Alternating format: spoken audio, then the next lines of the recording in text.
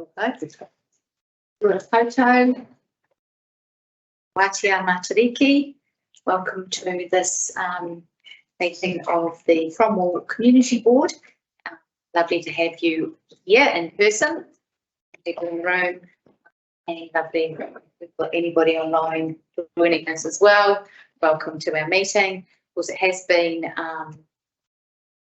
Matariki over this last little period of time. I hope that everybody took the opportunity on Fridays to do something to spend time with family, reflect, enjoy, feast, or just chill.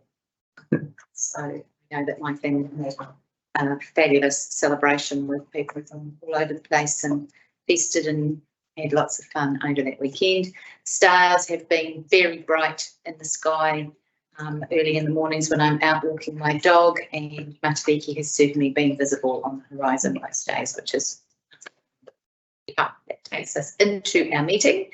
And we'll start with our apologies. We have an apology today from Neil Gillespie. Can I have a mover and a second? To Jill and Willie. And that takes us next. There's no items on the public forum today. So that takes us to the confirmation of the minutes from the community board meeting from the 20th of June. Do I have a mover and seconder for those? Thank you, Sarah. Thank you, Bob. All in favour? Right.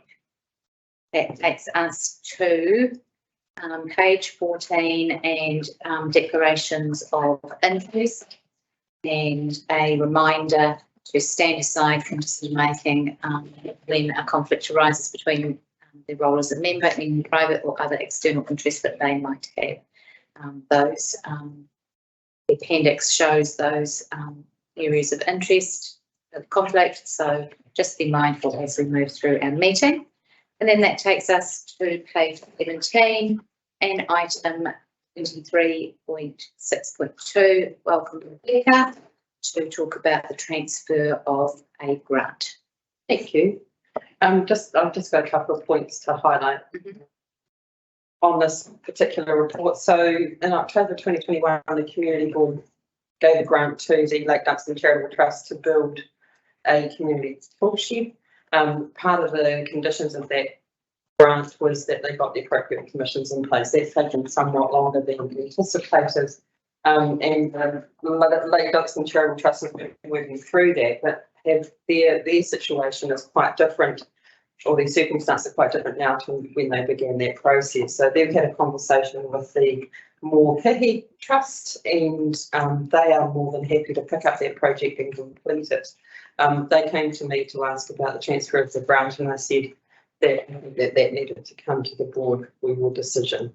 I am recommending that it is granted, that it is for the same purpose. It's still for a charitable trust. And just before I finish, I just want to thank Megan Phillips in particular. So she was working for the Lake Duxton Trust when this started. She's seen the project through and continues to be my contact point, even though she's got no obligation to do so. So it's been really useful and helpful to have that connection. So I just wanted to thank you. But yeah, I'm just recommending that we transfer that up to the board. Any discussion on that? Yeah, from my perspective, it seems pretty straightforward. And we know that the Mokihi Trust have been doing a lot of work around Lake Duxton, and the work that they've done in the community that they have behind them is fantastic. So this would be a good work. I've just got one quick question. I noticed that the original intention was that the tools and so on from this shed could be used by other groups as well.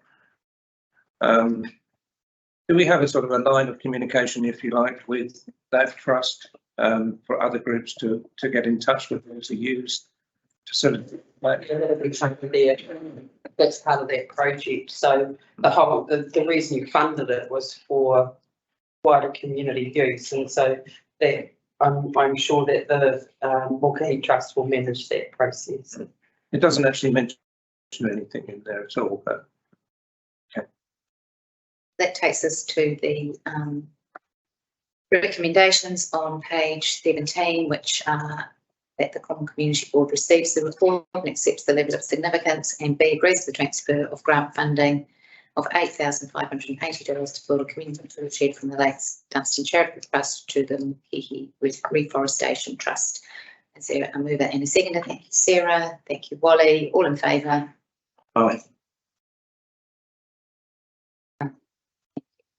So, welcome, Tim. This has got to be an all-time record, Madam Chair, for speediness to the Mayor's report, which is why You can find it. I'm not 100% ready, but I am. I'm all over it. I'm all over it. So since we've last met, it's been a bit quieter due to it being winter, and also one of those bugs that's been going around, which laid me up worse than I've ever remembered outside of prior illnesses. But yeah, just lucky to be able to do most, a fair proportion of my work from home, and just thinking of those people that have been hit with bugs who have got kids at school or kids not at school, or having to, can't just sit in front of a laptop in their pajamas. And it's been a bit of a ride. One of the things that's kept me occupied is going through the process for appointing a new independent chair of audit and risk for council. The current chair chose not to renew her contract after 7 years with us, and really pleased, as I mentioned, with the CEO appointment, just of the quality and number of candidates who have come forward for the role, and I think that's a good indicator that we're doing something, if not most things, right. We'll be making an offer to a candidate later this week. The other big event was the LGNZ National Conference in Christchurch last week. I attended that with Councillor Tamer Ali, who's chair of the Vincent Community Board. Magnificent venue at Te Pai in Christchurch. Interestingly, I said to the Mayor of Christchurch, "Oh, this is a fantastic venue, congratulations." He goes, "Nothing to do with me, you own it." So it was built by New Zealand for Christchurch, and they're getting all the benefit. And that's an interesting topic of conversation whilst the Hawke's Bay Council is having a discussion with the government about how much they're going to have to put into the red stickered buildings in their area. So it's yeah, I could see, I did some very rough maths on your depreciation on a $450 million building, just staggering. So you can see why Christchurch should be saying, "No, it's all good, it's all good, you can keep it." But what a place for you to get a chance to go. We've got a new president for LGNZ, Sam Broughton, the Mayor of Selwyn, and I think Sam's the perfect person for the job. It's a tough gig at the moment. We've had Auckland and Kaipara leave the fold. We've got the future for local government and what happens next with that. Sam's incredibly inclusive, and I'm really glad he's going to be at the helm. LGNZ agreed to work together to find a consensus position or positions on the future for local government. The panel who put the future for local government report together is no longer together, so it's got the risk of sitting on a shelf, and the feeling in the sector is, whilst there's chunks of it that we won't all agree on, if it stays sitting on a shelf, then change is going to happen without our input. So we've got to get on with it. There's been a panel put together that includes 6 mayors, of which I'm one, to move things forward. So I'm looking forward to that, Mahi. It'd be great. There are a range of great speakers at the conference, and some of whom frankly weren't so impressive, and that later group consisted entirely of central government people who came to speak to us. There was a debate between 4 sitting MPs plus a New Zealand First candidate that would have been the most disappointing hour of the whole week. There was a panel discussion afterwards, and one of the mayors summed it up as being a explicative word zoo, and he's exactly right. It was just really disappointing how quickly portions of that group broke into personal abuse and played the ball, not the man. Other way around, man not the ball, or the woman not the ball. And I think it just brings into some concern what the election's going to be like as it comes up. One who was very good, though, was Minister for Local Government, Kieran McAnulty. He had a half an hour spot to speak, and he got up and said, "Look, I'm going to talk for 5 minutes, probably not even that, and then I'm just going to answer your questions. We'll waste the time you sitting here listening to me for half an hour." And I think that's a really good way to handle things like that, and he did it very well. And the other one was, I wrote about this in the Central app at the weekend, but I found this downright terrifying to the point of thinking, why bother saving for retirement? Artificial intelligence. There was a woman, I've got a name here actually, can't find it. Frances Valentine, she's a futurist and educator, and she was talking amongst other things about artificial intelligence, and she said that GPT-4 was programmed in English, taught in English, the whole thing operates in English, and it's taught itself 95 different languages now. Nobody knows why, nobody knows how, but the why is the bigger question. It's like, why'd you do that? Because it can. And the other one that was a bit scary was, you know, when you're trying to get in a new app or something and you get those pictures that you have to say how many traffic lights or how many bridges in the grid, you know, tick the boxes. Well, the chat GPT was told to go and get past that. So it went on to a chat room and said, hey, I'm having a computer problem. Is there anyone here who can help me? And a human dutifully goes, yeah, what's up, mate? So, I can't get past this thing. I said, oh, you're not a bot, are you? He went, no, I'm a visually impaired person. Geez, sorry. Yeah, no, it's that one, and that one. Through our feeble defences, it went. Happy days. But luckily, well, I'm sure we've put something in place to stop it. I doubt it. Apple recently announced it was going to develop its own AI to compete with GPT-4. And on doing so, if it's going to compete, it's going to make it brainier, right? In doing so, Apple's share value went up $71 billion. So the human desire to make money today, no matter what the risk for tomorrow, is very well documented. The fundamental problem is we might just be too stupid to save ourselves from our own intelligence. Happy days. Other events attended. I went to Business South BA5 at Highlands, quite a low turnout, but I think partially it was a pretty miserable night and partially a lot of people sick. And I attended the funeral yesterday for well-known Cromwell journalist Jo Mackenzie McLean. I've known Jo for years through her reporting in court and then obviously as mayor. And it's just really sad to see someone so young and talented taken by a disease that should have been found much sooner. It's terrible. That's me. Happy to answer any questions.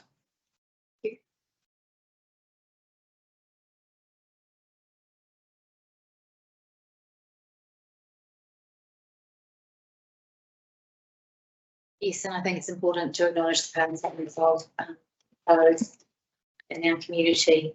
As a community journalist who covered many aspects of Cromwell life and her work, and has obviously left a family and community mourning for them. It's very sad, absolutely.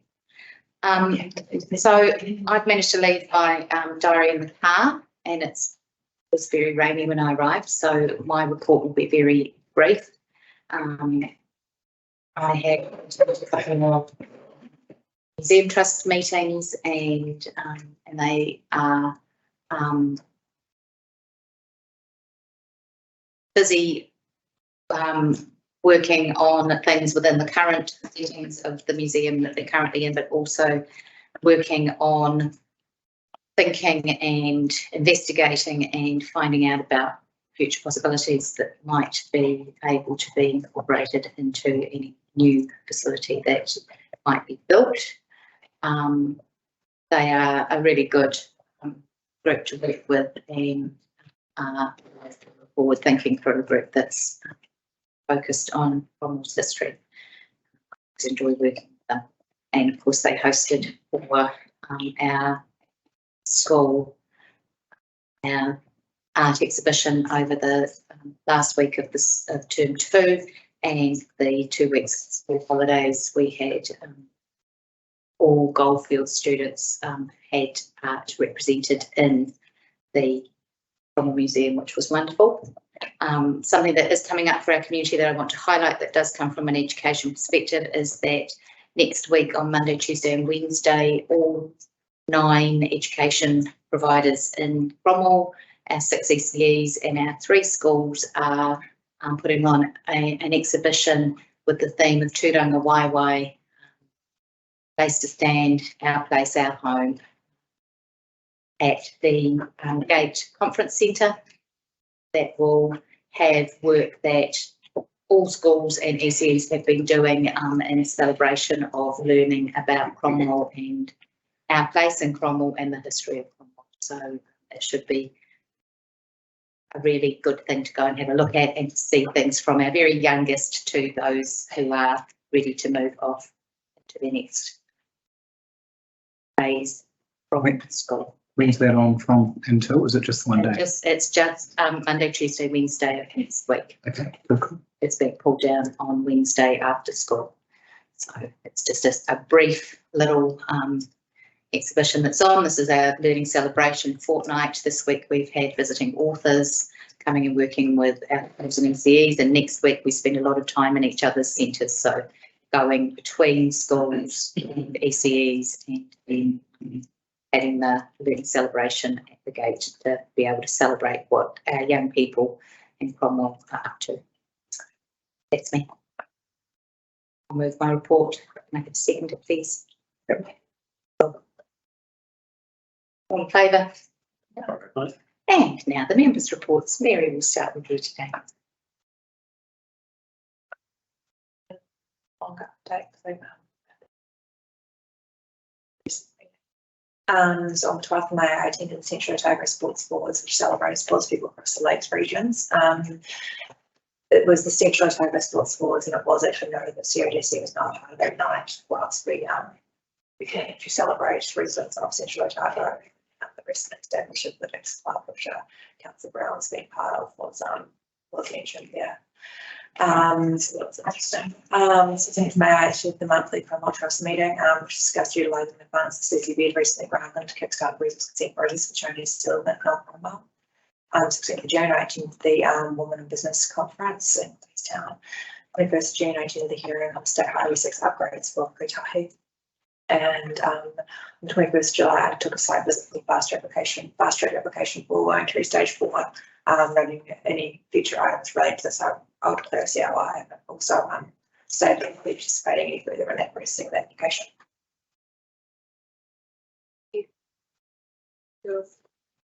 I've got a very brief report today.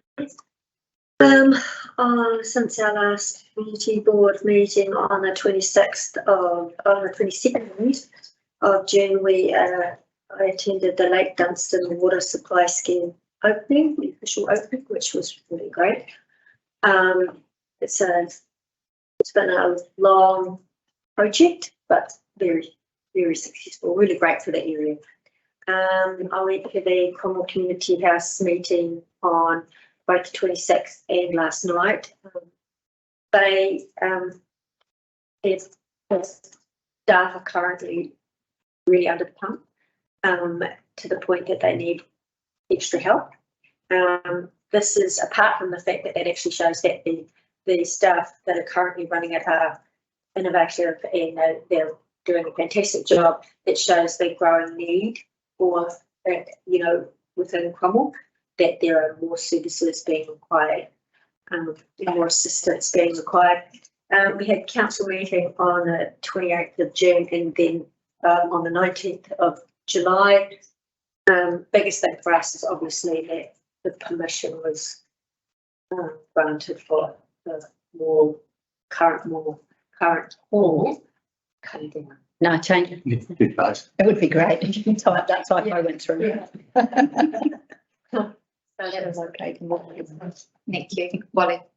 Cool. Right. And Wally does get the chocolate fish today because he did email a report to Sarah. I did too, thank you. Oh, so well done. Three of them. Well done. High achievers. You're only good at shorthand, so you can keep up, don't they? So I've attended a couple of dig nights, as usual, at Bannockburn Inlet with the Cromwell Mountain Bike Club. It's only 2 out of the last 6, probably. I attended the Forest Lodge Orchard Monarch Electric Autonomous Tractor launch on Saturday, and the Lake Dunstan Charitable Trust meeting on the 25th of July. That was last Tuesday. I've attended the Connect Cromwell steering group. We'll call it the final meeting. The facilitators have finished up now in the steering group, just progressing in the last couple of projects, which is primarily the distribution of bike stands.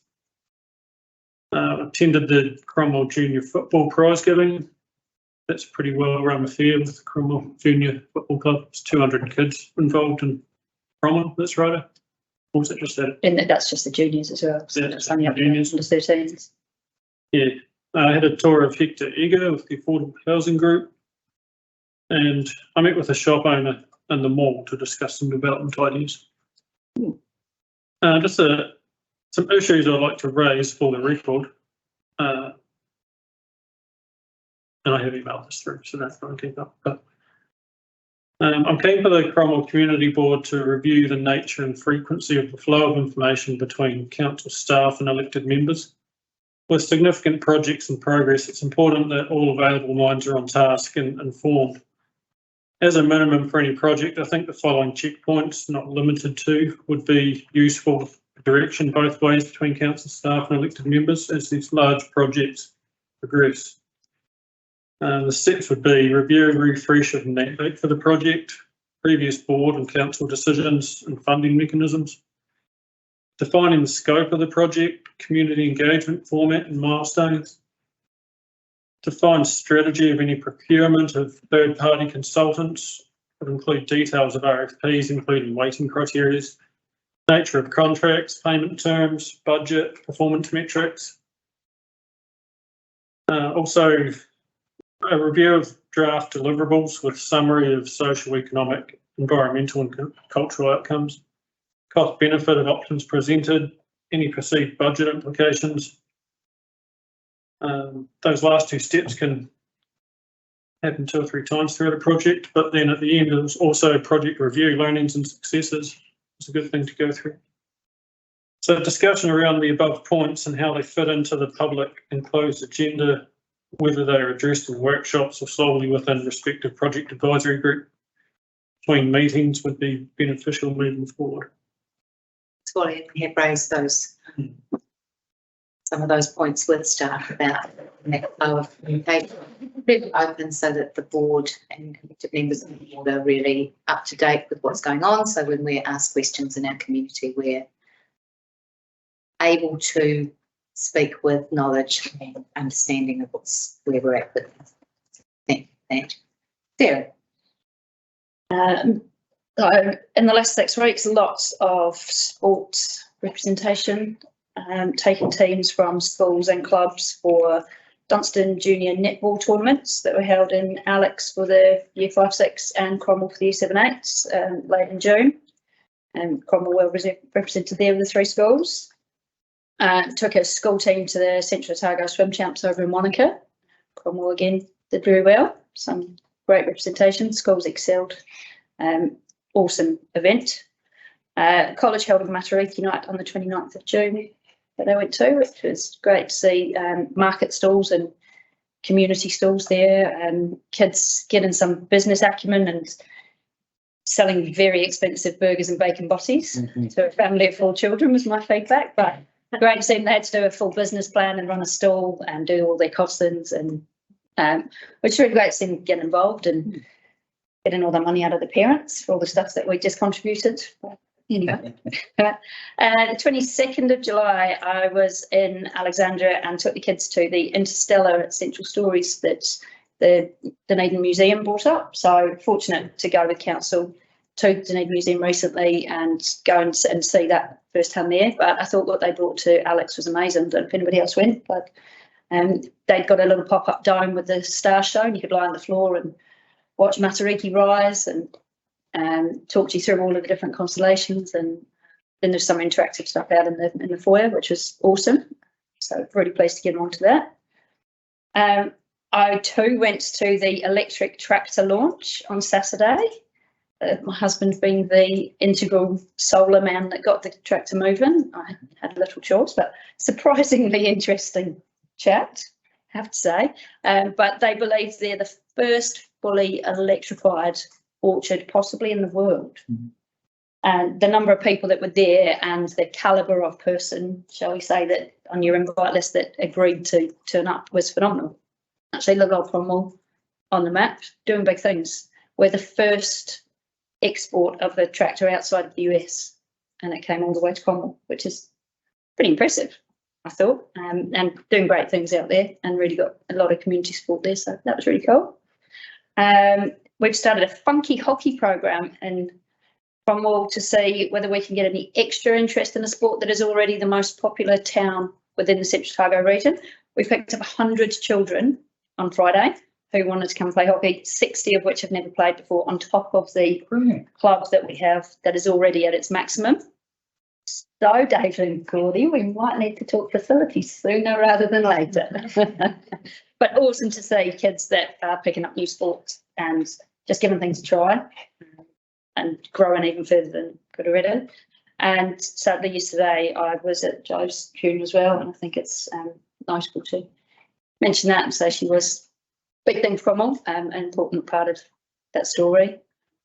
Very sad for the family, but on a nicer note, being there, it was very humbling to be part of a community that is so tight and so supportive. And I know those kids, everybody feels sorry for the family, but they've got a lot of support around them. And Cromwell kind of made me proud to be here and be part of that community and see how much support there was for the family and the friends and that's been wrapped around them. So we have had a few families over the last year who have lost a parent, a significant young number. children. Yeah.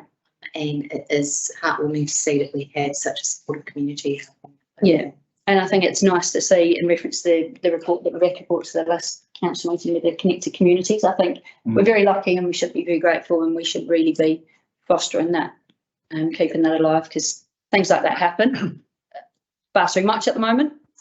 But it's really important in communities where, myself, I don't have a family here to support us as a community. Being connected, that's a really important part, and we should be looking out for each other more than ever. Yep, fairly brief. On the 14th of July, I attended a planning meeting for the for the Cromwell and Districts Motions Group, planning meeting for Light Up Winter, which I'd like to remind everybody is due to take place this weekend. That's an ongoing thing, obviously. That's their monthly meeting. Sarah's stolen a bit of my thunder, actually, because I also attended the launch of the first electric tractor in New Zealand. You took a photo though, weren't you? I did. My young grandson would have loved to have been there, but unfortunately couldn't be. So I had to show the enthusiasm that he would have shown. The interesting thing was it was attended by 2 cabinet ministers. And I think that must be the first time that there's ever been 2 cabinet ministers in Cromwell.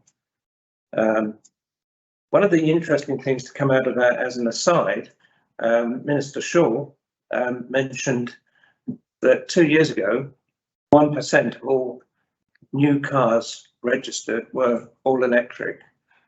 And now that figure has risen to 47% of all new cars registered are fully electric. Not hybrids, but fully electric. So maybe we'll... June, July numbers, I think. Sorry? That was June, July numbers. Yeah, that's right, yeah. Which is very interesting, and maybe we ought to look at more charging points in the district. That's my report. Thank you. Thank you. I have a mover and a seconder for these reports, please. Thanks, Sarah. Thanks, Wally. All in favour? Aye. That takes us to item 23.6.6, which is the governance report on page 101 of the agenda. Are there any items for discussion there? I think probably notable that the decision that we've made on the movement of that grant, that the mural project, which is that fabulous mural at Alpha Street, is going to be opened in spring so that they can have a better, more grander, I don't know, a bigger, better, brighter event for it. And also I think that the bike park will be very pleased to see on here that the install of toilets is going to be in November. So that's really good news that that update has come through. So procurement's over, program for another small down. So that takes us back to page 101 for unless there's anyone else who wants to say anything about that report. For the recommendation that the report be received. Can I have a mover and a seconder? Thank you, Mary. Thank you, Cheryl. All in favour? Aye. So, and then to page 114 for the date of our next meeting. Somebody would like to help my old brain remember when that will be. 7th of September. Be the date of the next meeting of the Cromwell Community Board. So, thank you. Pardon? Oh, please note, it is a Monday, so Two don't Tuesdays in a miss row. it. Mixing it up. Don't miss coming because you thought it was Tuesday the 12th. It is Monday, the 11th of September. And then that takes us to page 115 and the resolution to exclude the public. That our recommendation is that the public be excluded from the following parts of the proceedings of this meeting. For confidential minutes of the first meeting and our August confidential governance report. Can I have a mover and a second, please? Thank you, Sarah. Thank you, Bob. All in favour?